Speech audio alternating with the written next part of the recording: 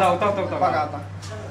चेहरा चेहरा दिसला नाही आहे दिसतो चेहरा विकले इकडे तोंड केलं ना नाईट रात्रीचे अंधार होता तिथे बघ हो हो मोबाईल वगैरे टाकून दिसतोय वाटली टायर तुमचा आवाज रेकॉर्ड होतो आता कोणत असते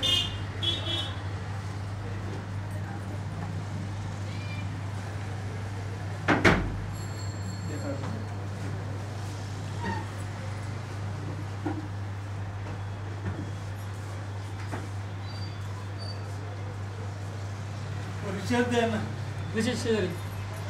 मला इकडे 5 मिनिट चालू आहे 5 मिनिट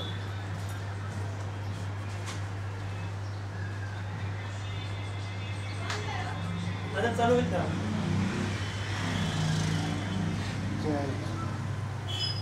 एक गाडी जाऊन गेला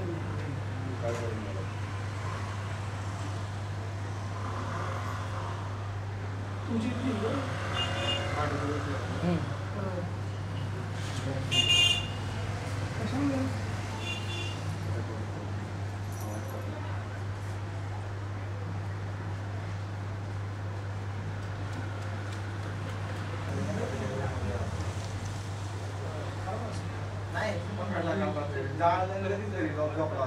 गाडी आता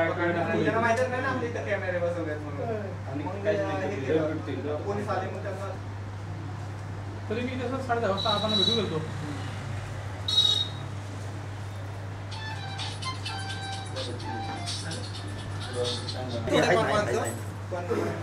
दुसऱ्या कॅमेरामध्ये जास्त क्लिअरिटी नाही पण हेच घ्या बाकीचे पाणी बिन टाकते बाकी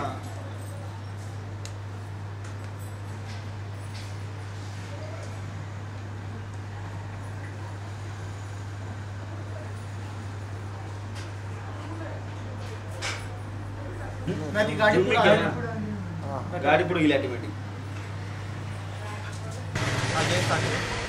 काय नेमका प्रकार घडला कसा लक्षात आला तुमच्या काल रात्री जेव्हा बाहेरून बघितलं असता सुमो गाडी होती खाली तर तिला आग लागलेली होती तर खाली जाऊन आम्ही विझवली पाण्याने वगैरे बोरच्या पाणी वगैरे पाणी मारून विझवली त्याच्यानंतर हे केलं परत अजयसाठी काल रात्री 1:15 वाजता खाली भरपूर लोकांचा आरडाओरड चालू होता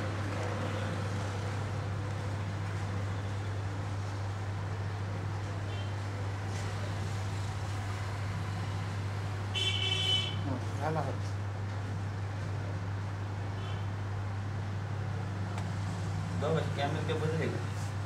क्लिअर जास्त नंतर काय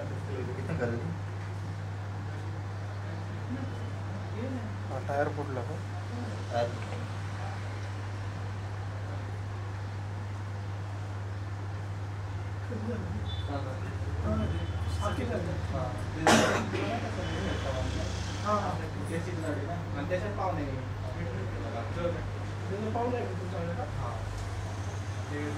दिसून आला तो लपत छपत कसा आला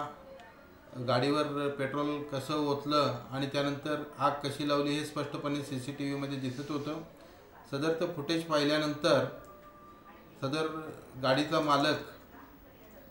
विठ्ठल चव्हाण हाही आमच्यासोबत होता त्यानं तो सांगितलं की सदरचा इसम हा संभाजी वसंत काकडे हा त्याचा नातेवाईकच आहे आणि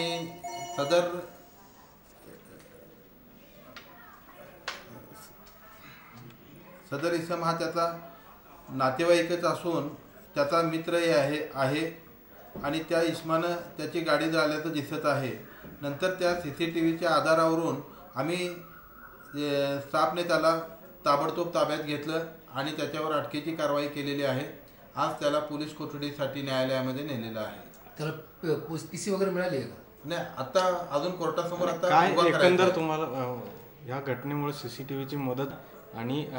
कशा पद्धतीने पोलिसांना सुद्धा हे सगळं सोडवण्यासाठी मदत झाली निगडी परिसर जो आहे तो हा उपनगराचा भाग आहे यामध्ये मोठ्या प्रमाणावर चेन स्नॅचिंगचे गुन्हे किंवा इतर अपघाताचे गुन्हे दाखल होतात आणि बऱ्याच वेळेला ते गुन्हे डिटेक्ट होत नाहीत आणि लोकांनी जर CCTV कॅमेरे आपल्या सुरक्षिततेसाठी बसवून घेतले महत्त्वाच्या चौकामध्ये वगैरे तर महत्त्वाचे गुन्हे उघडकीस येण्यासाठी आम्हाला त्याचा फायदा होईल आणि जास्तीत जास्त